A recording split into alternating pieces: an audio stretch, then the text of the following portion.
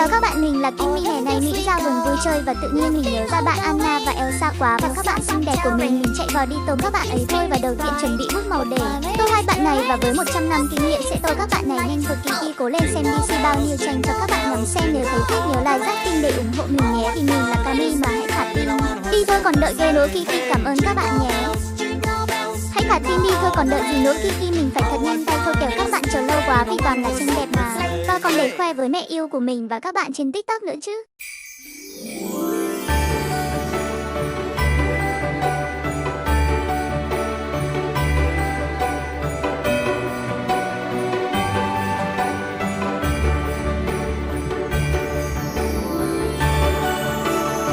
Ai chà gần mỏi tay rồi các bạn ơi, cũng gần hoàn thành rồi này. Cố lên thôi các bạn ơi, thấy đẹp quá hãy like mạnh để mai mình lại tố tiếp cho các bạn nhé.